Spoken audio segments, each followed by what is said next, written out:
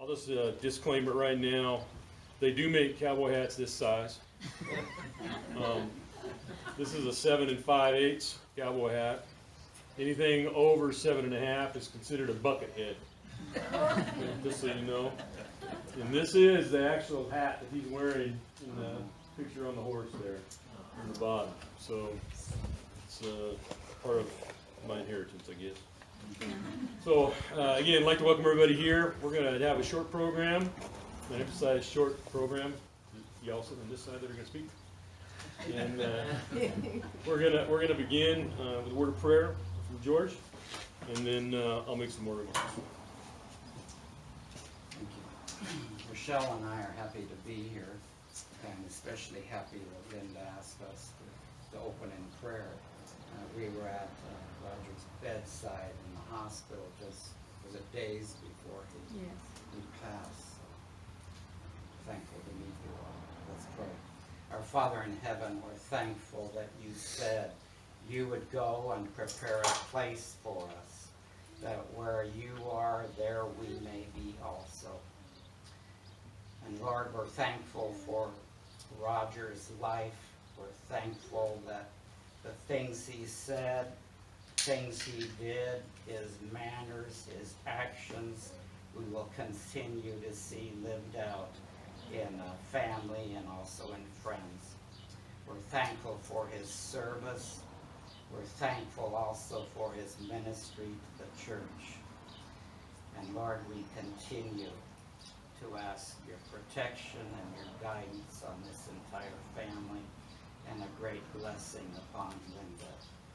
And Lord, may we this day glorify your name in all that. Amen. Thank you. So each of the boys are going to have a few remarks. Lane is unable to be with us here because of employment and busy time of the season for him. But Stormy, our daughter, is going to read a prepared letter that Lane sent on his behalf. So I'll begin by just telling you a little bit about my relationship with my dad.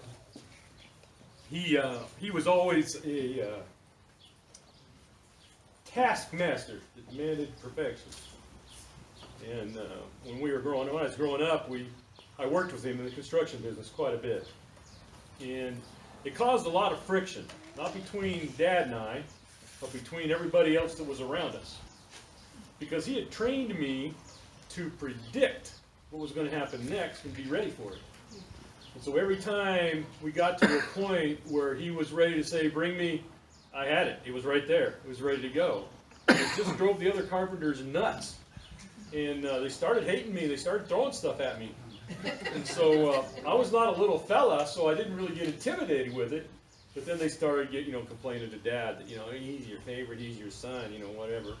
So we weren't able to work together very closely after about the age of 14.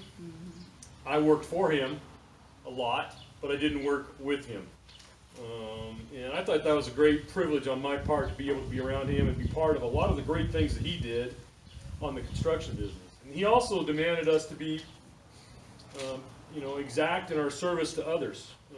In the church we did a lot of service work. We performed help for other people, and he was very adamant about that. That we served, and we were all active Boy Scouts, and my brothers and I are all Eagle Scouts. In fact, all of us got our Eagle Scout before the time we were 14. So that's a pretty good lick, pretty dedicated, and I was Dad's idea, and Mom was the whip on that one. Make sure we got where we needed to go and did what we needed to do. So we were all born in Arizona, and lived there till I was a sophomore in high school, and Rob and I were talking about football in high school last night and a little bit and stuff, and really had a good experience the first year and a half of my high school career in sports, and then we moved to Twin Falls, Idaho, and I was not happy with my father. In fact, it took me a long time to get over that. And then we moved to Dallas, Texas, and we finished up school in Dallas. Twin Falls was a great place to live. Wasn't as great as Arizona, but it was a great place for us. And And then we needed that, and then Dallas was a whole new opportunity for everything, whole new wide opportunity. So I was on a wrestling team my senior year in Texas, and we had won the 6A state championship the previous year, and I got there just on the tail end of that. And we were in regionals, and I had qualified for regionals, and I was top of the bracket. And in the third round, quarterfinals, I slipped a move. I missed the move over the top of this guy's head, and he was able to get a 5-point reversal on me. And some of you guys that wrestle know what that means. And I lost that match by 1 point, which put me in the consolation bracket, which meant that I had to beat everybody in the consolation bracket in order to qualify for state. I had a broken wrist at the time. We didn't know that. We did know it. One of us did know it. I didn't know. One of us knew it. The trainer, the athletic trainer, who was a orthopedic surgeon, said, "I'm not letting you wrestle." I said, "You will tape it up, and I will wrestle." But I was taped from my fingers past my elbow, Yeah. and that's like waving a red flag in front of a bull when you're on the wrestling mat. They're swinging on that. So I won all my matches, and I was on the final match, and it was a 3rd or 4th place finish for me, and I was tired. I had to wrestle 4 matches in one day. I had to come back to beat that, to get that. And my dad had always attended my sports competitions when it was feasible for him to do that. Mom was there pretty much every time, and Dad was there when he could be there. And I didn't know he was there during this match. And I remember clear as day, I was getting beat by a kid. God, I was just out of gas. I had nothing left. I was getting beat by a kid. I was on my back, getting pinned. And I remember looking up like this, and in the stands, my dad's running at me, pointing his finger and yelling, and saying, "Get your ass up!" The next thing I remember, I'm standing in the center of the ring with my hand up. My coach had turned his back and given up on me, and I had to ask somebody what happened. They said, the team came over and they said, "You picked the guy up, threw him across the mat, and landed on him." I'm like, there's no way. I was a 300-pound guy. So he was the motivator. Okay? Fear, whatever. I don't know. He was the motivator. And that was always a big sports memory for me with him. And then, of course, hunting and fishing and raising horses and being in the outdoors, learning how to do all that stuff. He was a great teacher on all that stuff. And so, those are my memories, some of the memories of my dad. And, of course, I could go on for hours and hours with that, But to me, he was always an example of what was possible with hard work and perseverance. And, he didn't always get dealt the best hand of cards, but he made do with what he had and succeeded. So I was just very fortunate to be one of his sons. And missing a whole lot now. So Stormy, do you want to read Lane's letter? And then Eric, Keith, after that?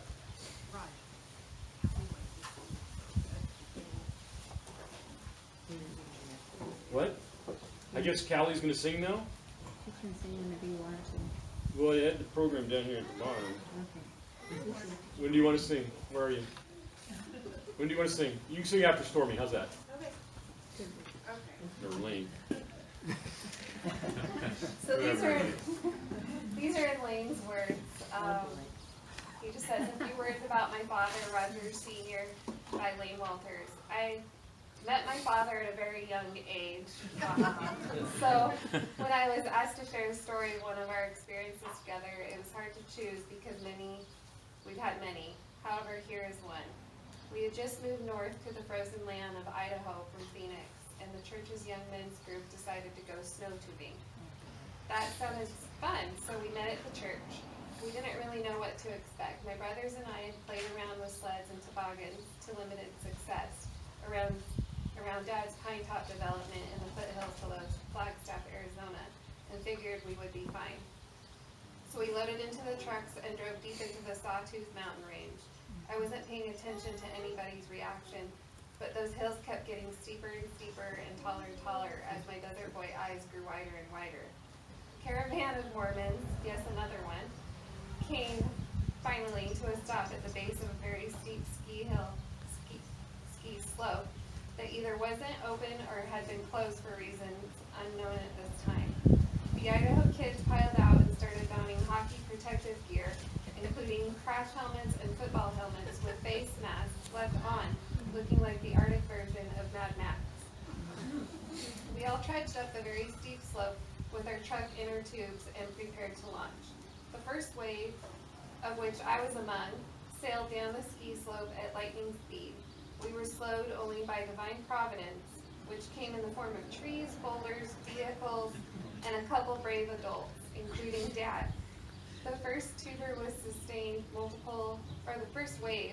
sustained multiple injuries from bruises to a concussion. In response to this, and for the second wave of our blitz, the adult leaders at the base had formed a defensive protective line to keep us from sliding into the roadway, vehicles, and trees. Their world was about to change. The second wave of tubers all launched in rapid succession down the line almost simultaneously. I was positioned in a great place to witness the carnage of this wave. As one of the first tube rocketeers raced down the hill, Dad braced himself for the inevitable impact. I watched his eyes get bigger at the moment he realized that maybe this wasn't the best idea yet. He stood firm and resolute. The tuber completely took his legs out and upended my dad like a Ferris wheel in the middle of the advisor line. This was followed by more of the same one right after another on down the line. There were a few that made it past or around the advisors only to crash into trees or vehicles. This, of course, was hilarious for us to watch and participate in. We didn't stand there long that day because of the broken bones and collarbones and long list of other injuries. Despite the physical pains we experienced that day, I can still clearly picture it and remember it fondly. In closing, I would like to share a poem. Don't worry, I didn't write it. We can shed tears because he is gone, or we can smile because he lived. We can close our eyes and pray he will come back, or we can open our eyes and see about all that he left for us. Our hearts can be empty because we can't see him, or we can be full of the times we've shared with him. We can turn our backs on tomorrow and live in yesterdays, or we can be happy for tomorrow because of yesterday. We can remember only that he is gone, or we will cherish his memory and let it live on. We can cry and close our minds and feel empty, or we can do what he would want. Smile, open your heart, love, and go on. That's from Lake. Now, our daughter-in-law, Callie, is going to give us, or share with us a musical number.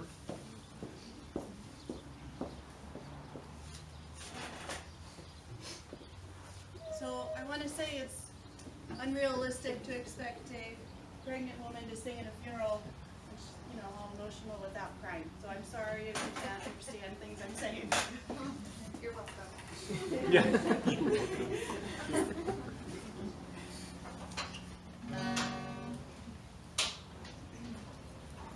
Oh Lord my God,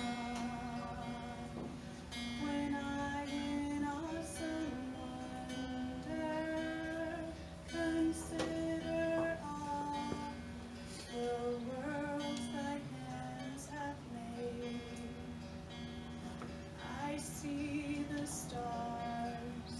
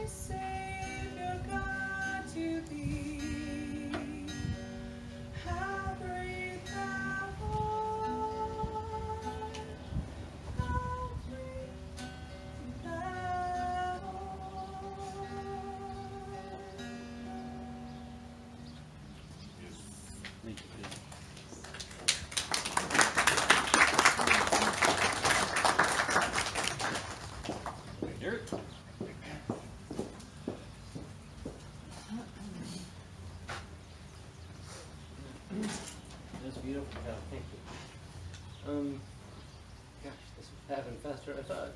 I didn't get a lot of sleep last night, so I could be a little more emotional. It's appropriate because my first recollection of my dad, first memories, probably bonding moments that I remember.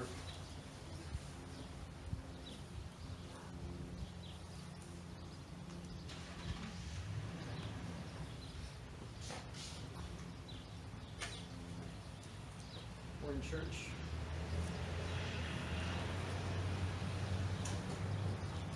And in Arizona, it was hot.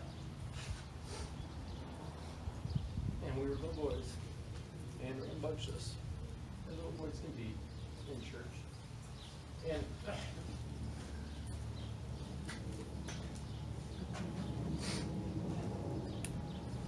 remember laying on my dad's side, trying to calm us down. Smell the soap on his arm. It's weird to say. His arm hair was soft. Little kid. The warm, soft, good smelling dad is a good thing. So, I guess that's my first memories are him and the gospel and the church being together. And he had times where he wasn't super faithful going to church, but that's because I think he was busy trying to support his family, financially, emotionally, physically. Like, he did a good job. I know he worked very hard at it. Sometimes incorporated all us into his work. A lot more Roger than me. But as a third kid, we were just lucky to get a little bit of help. And so I felt loved, and that was what was important. Do remember one of the things I want to say about my dad is I know he didn't come across as a man of faith to me all the time, a strong faith, but he was there when a miracle happened in my life. I was in South America, broke my leg, came back, and I had to have surgery. So they sent me back to the United States, and I flew back here, and couldn't get the swelling in my leg to go down enough for them to actually get the surgery.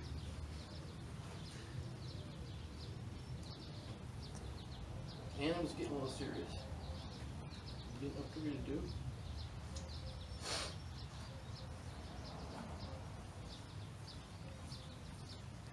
And my dad took me fishing. I went fly fishing. And we stood and Lake King come up. And I didn't have my waders on. And the water was pretty cool. And they took the swelling down. Doctors couldn't get it down. But some fly fishing did. So I was happy about that. And one of the bigger stories, many of you probably heard before, is I think I was 8 years old for my 8th birthday, and we were still living in Arizona. And like I said, I didn't get a chance to do a lot of things with my dad, but he did take time to do some things with me, and he took a lot of time on this particular occasion. He was going to get baptized. And we went on a horseback ride. We were gone 2 or 3 days. And in Arizona, in the Salt River, and in monsoon season. And looking back on it, I don't say anything bad about my dad, but you have to question the insanity of a man who puts an 8-year-old on a horse in monsoon season on a 3-day trip. I know he was trying to make a man out of me, and that's a good thing. It got more interesting because for when we were coming back, we were quoted, I don't know if you guys remember, they had these things called cockleburrs in Arizona, and they are not pleasant. And horses were covered, we were covered, and it was getting to the point where, it was bad. And one of our horses was in season, and I was riding the male horse, he was uncontrollable. And so my arms were shot, and I'm 8 years old, you know, and I'm like, he's a big horse, and not very fast, thank goodness. Because I didn't have any brakes for him. And he said, we got to swim the Salt River. And I said, I don't know if you can make it, you know. And he said, you're going. And I'm like, okay. He goes, you're going? I'm like, why? And he goes, because I can save you. And I'm like, somehow that makes sense. And so, 8-year-old sense. So I got on the horse, and I went into the Salt River. It's a pretty good sized river, and it was very fast, and it was flowing at the flood stage. And I went in, and he had taught me. He was very good, taught me how to swim a horse. And we got out, and the horse lost his feet, and I got off, held on to the saddle horn, and the horse got us about halfway across the river. And then an undertow caught us. And all I knew is everything went black.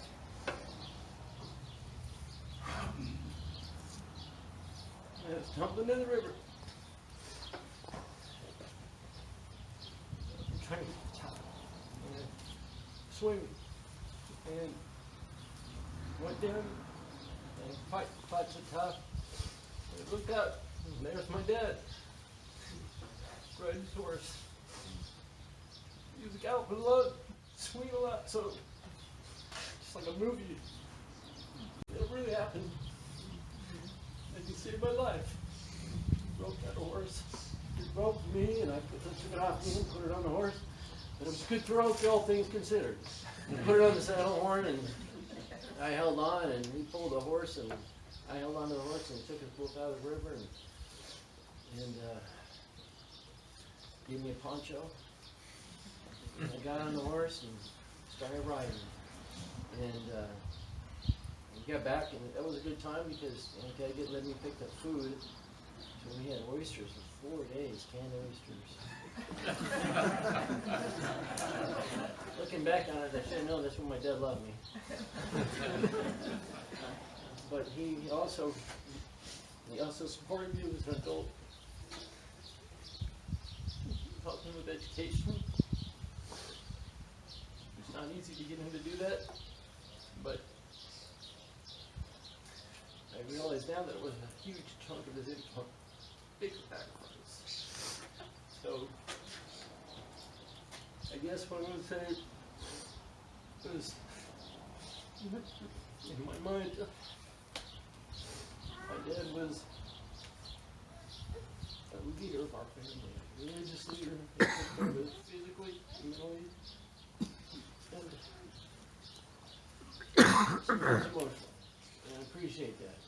And more than anything, he was a man's man. He had strong beliefs, and he stood up for them. And I appreciated that. I couldn't go toe to toe with someone who was younger, stronger, and exceedingly bent on hurting him. And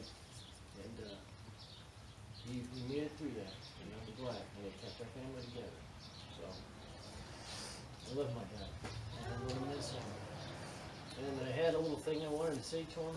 I especially appreciate my mom. In the last year of my dad's life, being a big effort for me to work Dad when I called. Mom always passed the phone to Dad. I'm like, is Mom mad at me or something? What'd I do? I didn't realize to say to my dad's help.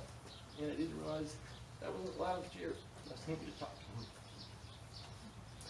So, thank you. You too. Okay, Keith. Hey, what was the name of that creek you were at that time? Salt River.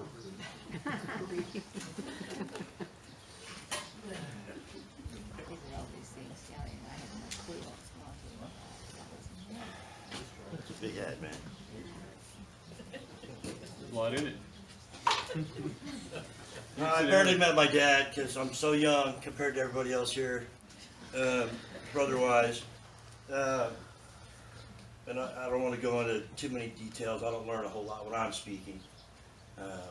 I've had the opportunity to travel the world a little bit. Had every reason to believe that that was going to be a one-way trip, that travel. And I've learned some things that I regretted some of the things that I had done, but I regretted more the things that I hadn't one of those things was I had told my dad that I loved him as much as I should have. And so now I'm making a point in my family now to make sure that I tell the girls that I love them every time I see them before we leave and part each other. I was fortunate to get to spend some time with him the last few years of his life, and especially towards the end of his life. And it just made me appreciate him all that much more. I don't know, nobody's admitted to me yet whether he took correspondence courses while I was in the Marine Corps or how he did it. He got really smart those 4 years I was in the Marine Corps. I don't know. Is it online stuff? It's natural, man. It's just natural. I finally got. It's more you than him. Yeah, I think I finally got to the point where I realized that he'd been right. And as a young man, pretty full of himself, that was hard to admit. One of the other benefits of the travel that I was exposed to is I got to talk to a lot of people, and I've spoken to a lot of people over my lifetime about how we grew up, and I have yet to meet anybody that describes a family or a youth that sounds as good as mine was. Dad was always there, financially, emotionally, spiritually. Now, we had different doctor experiences, because he tried to cure a dislocated kneecap with the green pepper smothered up pizza.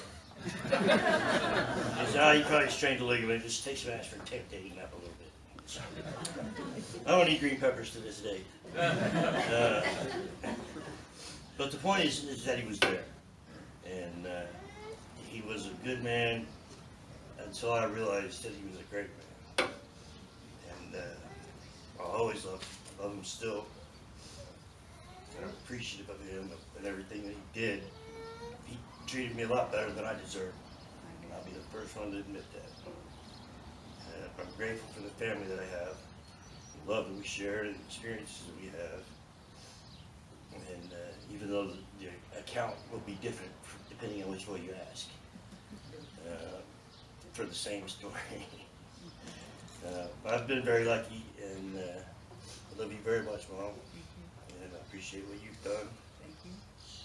Pretty sure you kept Dad from killing me a couple times. Yes, I did. Pretty sure it worked the other way too. But it kept you from killing me a couple times too. But we're all here today because we've been touched by this man. And I can only hope to aspire to be half the father that he was. And so I just want him to know, because I know he's here, that I love him still. And I'm grateful for his example. And I'll do the best I can to follow it. Thank you all for being here. That's all I have to say. Are we done? No, we're not done Not yet. done. You're done. Okay, all You right. can stand. Thank you. Now we're gonna hear from Leona. Or Linda, whoever's gonna speak. Mom, this is Leona, Dad's older sister. There were 4 members of Dad's family. He's growing up, or his older brother Lex, and then Leona, and then Bruce, and Dad was the baby. So this is the only. So, I'm Leona, I'm Roger's older sister, and I'm here speaking for me and my husband Alan, with our daughter Linda, who chooses not to speak this morning, and our son Fred, who sent his condolences that he's traveling with his family of 10 adopted children. So, there you go. I have a little poem that I wrote the morning that Roger came into the world, and it is very short, but unbeknownst to me, my advisor, Noah Belford, who oversaw my program at Roosevelt School, where incidentally Roger went for 8 years. I went part of 6th and 7th and 8th. But in the 6th grade, I discovered that the girls who amounted to anything at the school belonged to Girl Scouts.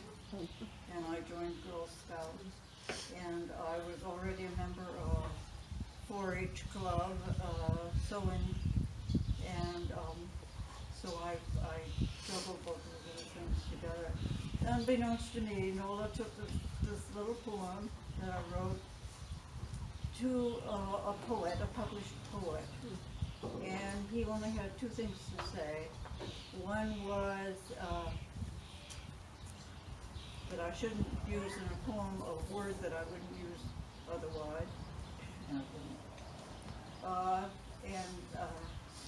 It is this, and the other thing I don't remember. Must not have been important.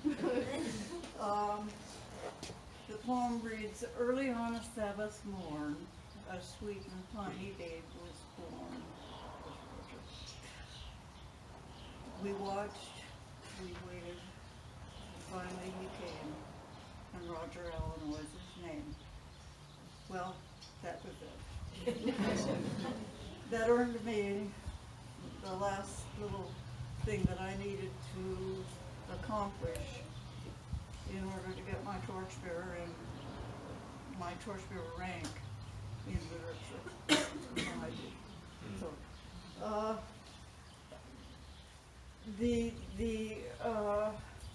difference in our ages meant that my mother and father in essence had two families. Lex and I were a family until I was 9 years old and then Bruce came. And then we accommodated Bruce into our family.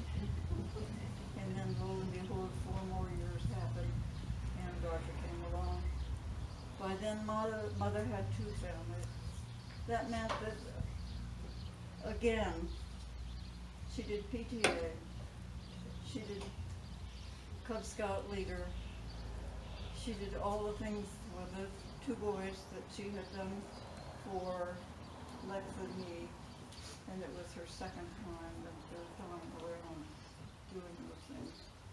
But she, at one point, my mother was one of 9 and my father was one of 10 children. They were both the oldest in their families, in their sex. And they moved across the street from each other and they eventually got together and married. But at one point, one of my aunts said to my mother, how did your children turn out so well? And well, we did. We turned out very well. And we've made a very, very big contribution to the world. And we have inspired a lot of people. Many of you don't realize that growing up, Roger was different from the rest of us in that he had such blonde hair and such blue eyes. And we wondered, where did this gene come from? Well, it came from the Walters family, obviously. My great-grandson, Shaden, has blonde hair and blue eyes. Go figure. And he's big. He's big like Conrad is big. And Roger was big also. I remember when he was in high school, there was some controversy over his either staying in the band or playing the tuba, because he was big enough to carry it, or playing football, and he played football. And of course that was the fourth thought of Virginia in school was to be a member of the football team. The coach was Shandy Hogan. I played bridge with Shandy's wife, Helen, a couple of times a month. And Helen would always ask about Roger. And I thought, how nice, that the coach's wife remembers that I'm related to Roger, and remembered to ask me about how Roger was doing. By that time, Roger was in college, and Linda was very much on the scene, much to our parents' consternation, because they had an issue.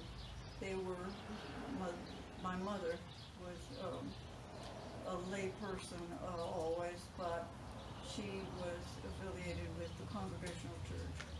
And the fact that Linda Lane was so strongly a Mormon meant that Roger would either be the Mormon church or he would have a hard time surviving. Be in the church, and he chose the church.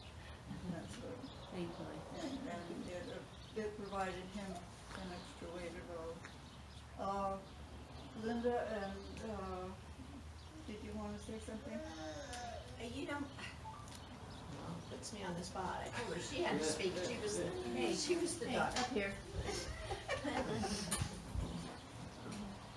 I really don't have many recollections of Raj, other than the fact that I really thought I was going to marry him.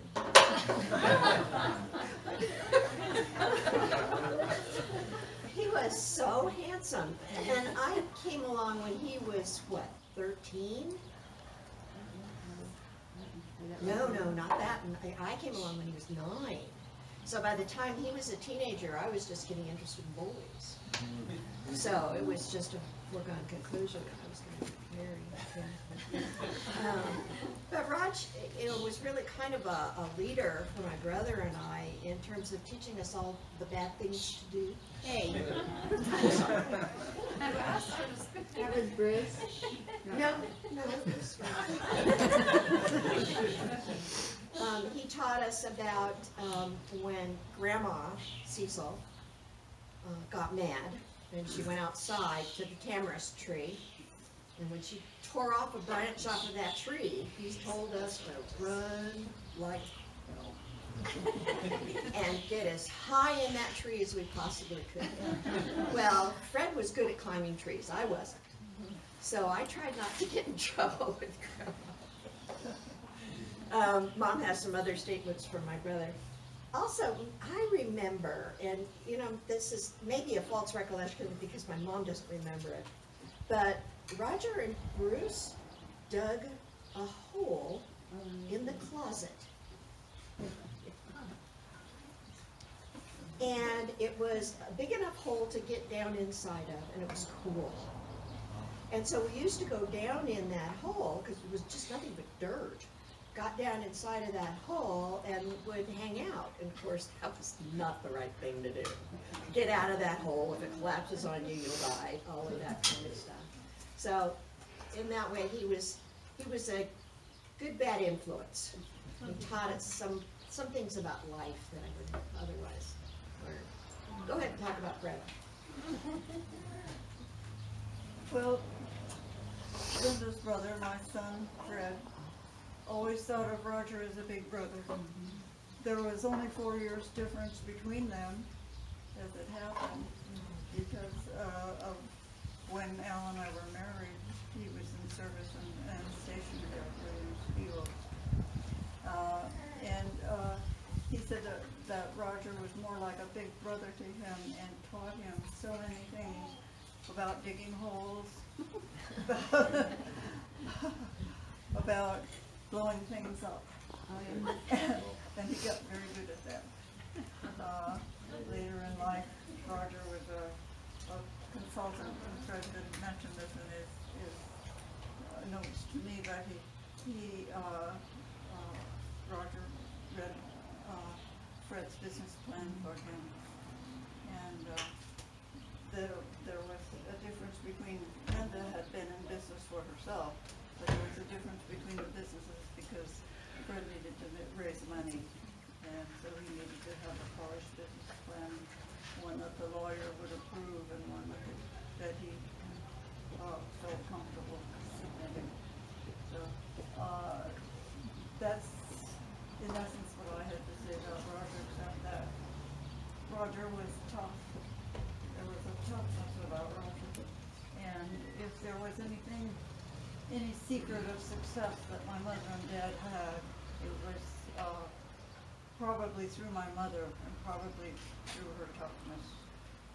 I know that they withdrew all their support of me when I was a freshman in college, but it was farther than either of them had gone. And I went on as you know, to get my PhD at USC, and it was more than they had bargained for. So they were supportive of me in that, very strong. Okay, that's all I have. We'll now hear from Bruce. Get Kane, walk up here. Yeah. You should put that. You have notes? Do I have notes? Oh, boy. I was gonna say that Linda asked for me to say a few good words, but I couldn't find any. And then I had this big sheaf of paper that I was gonna pull out, Yeah. but that'd make a long afternoon. I just wanna say and share with you all a few stories. And I've been really interested in listening to the boys and their various takes on things, very heartfelt. I'm going to tell you some lighter things, but it just occurs to me that Roger has been a blessing all of my life, and he's a blessing today because we are together as a family, and there's a lot of love in this place, and it's been good. I have written some of my notes because I wasn't sure about my memory. So I'm going to read you one interesting thing that I have been thinking about for many years. And Linda and I put together Excuse me, I brought my cane. the eulogy pretty much on paper, so I'm not going to try to go through that, but let me tell you. Roger Allen Walters was born on February 11th, 1940. That was 4 years and 2 months after his older brother was born. So that makes him, apologies to my psychologist sister, pretty close to being a second child. And as it turned out, he actually was the recipient of a classic case of second child syndrome. Never mind that he was the fourth of 4 children, because 2 of the older ones were so much older they weren't hardly part of our family. But thankfully he did have an older brother. Yes, indeed. Roger probably never got anything new until he was about 6 years old. Only self. And that was a sailor suit that Yeah. Thanks. she couldn't hand down because she wanted both of us in sailor suits. Later in life, when I've reflected on it, I felt a little bit of guilt about my growing up with Raj. It's not that we didn't love him or care for him or cherish him, because we obviously did. It was not his fault that he had no say in when he was born. But you could certainly see that he was different. He was not the first kid to arrive. My mom had already raised 3 kids, and my dad had had way more than his share of surprises. He was 40 years old when Roger was born. So there's no question that the little dude was awesome, and that the family was lucky to have him, and that we enjoyed a new addition. But facts are facts, and he would be forced to live his life with the unfair and unenviable task of following in his big brother's footsteps. And follow he did. His big brother was the oldest and biggest kid in the neighborhood, so he was always the leader. That just simply meant that the little brother was sometimes allowed to play. And of course, if we were playing football, he got to block the biggest guy on the other team, because that's the way second child syndrome works. He was always selected last when we chose teams, and that hurt his pride. But it's just the situation that he found himself in. With second child syndrome conditions, you can't clear that up with a course of antibiotics. Instead, he just has to accept it, deal with it, and probably have feelings about it all of his life. And I honestly think he did. He did. Yeah. He just, he was the second kid, and that was the way it was. He had to just deal with it.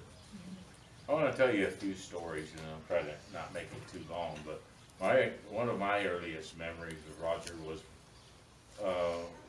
when we had moved on to the First Street house in Phoenix, and my older brother had brought some beehives home because he worked for a bee guy. And they put them out at the back of the lot, and he worked them. And one day Roger decided that he was going to work the bees, and he picked up a tire iron that was about 1.5 feet long, and went out and started banging on the beehives, trying to wake them up. And he did. And he took off and he ran toward the house with bees all over him. And my mother actually saw it through the window, and she met him halfway, and she slapped him down on the ground and rolled him, trying to get the bees off. And that was a strange deal.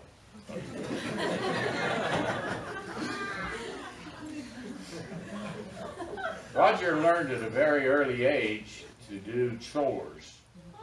So as soon as that boy could lift something, he was in charge of the trash. And we had to dig the ditches, the irrigation ditches, clean them out. So I taught him, because I loved him,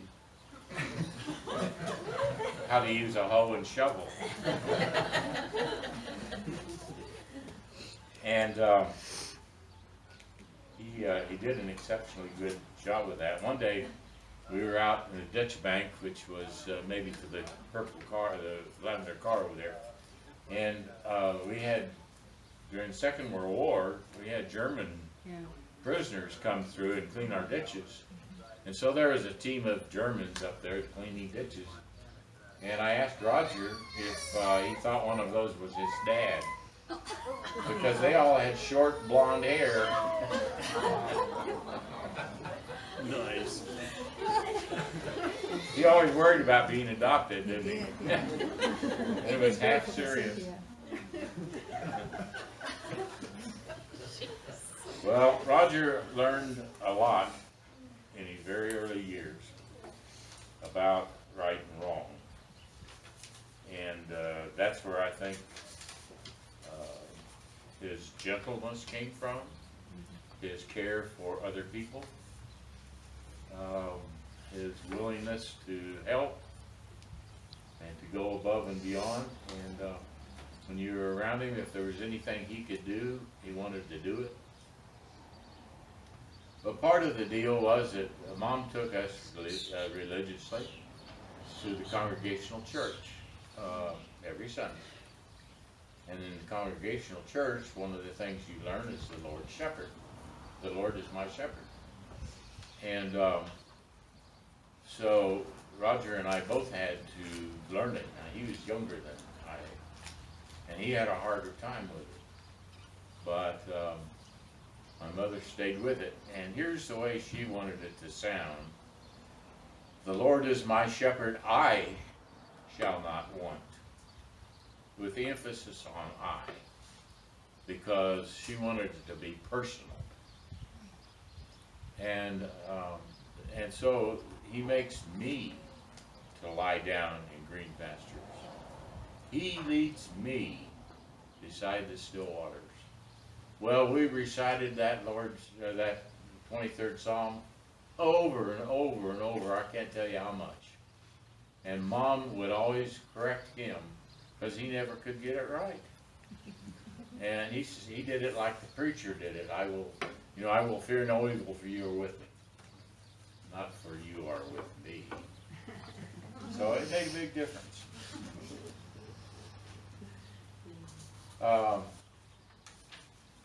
And I want to kind of wrap up with a little short story about a couple of fictional guys.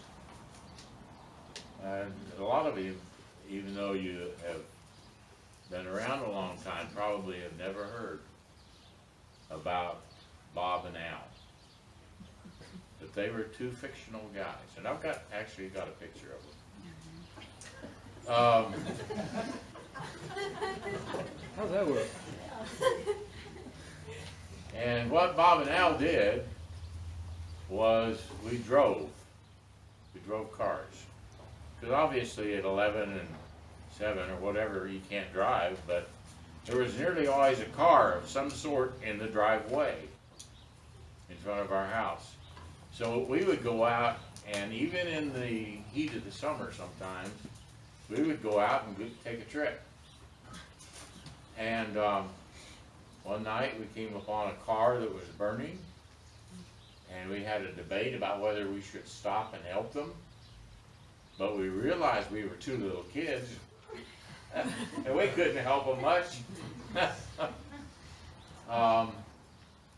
And so we took trips. We went all over the United States. And we'd have conversations like if Al was driving, he'd say, "Bob, where do you think we should stop for dinner?" And I'd say, "I don't know, Al. Let's go find a Dairy Queen or whatever." So we had these long conversations the entire time we were out driving around. And we drove all the way to Tennessee one time when my brother moved there. It was one of the last trips we took together. And part of the time we had to have cushions to sit on. We couldn't see over the steering wheel. But Bob and Al got along really good. We were out of everybody's way. The other neighborhood kids couldn't mess with us. And we had some great, great trips. And one day, Al came to me and he said, "Bob, I've got to take a trip, and I may not be back." And I said, "You know what, Al? You go ahead, because I'm going to see you again someday."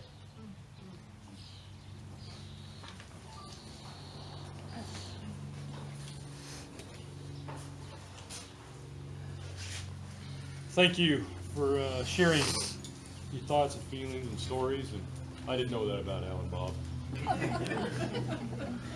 I know some of the other stories, but I didn't know about Al and Bob. That back lot at Grandma's house, whew, we got some stories there. Yeah. A lot of little things happened out there. Yeah. But Well, see, his name was Alan. yeah, So he became Al, and my first Robert, name was yeah. Robert. Yeah, I there you became go. Bob. there you go. Well, it works. Off we go. There you go.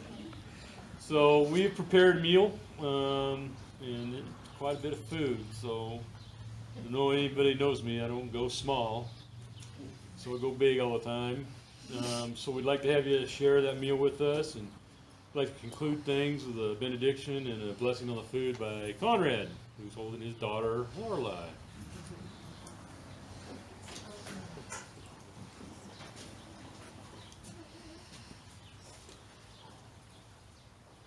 Our Heavenly Father, we are grateful to be gathered together as family and friends, to share memories that we have of this great man.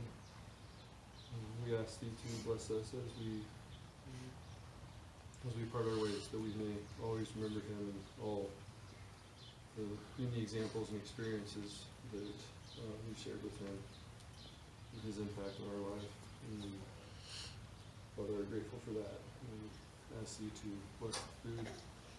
And bless us as we travel, that we may do so safely. In the name of Jesus Christ, amen. Give us a couple minutes and we'll get this out.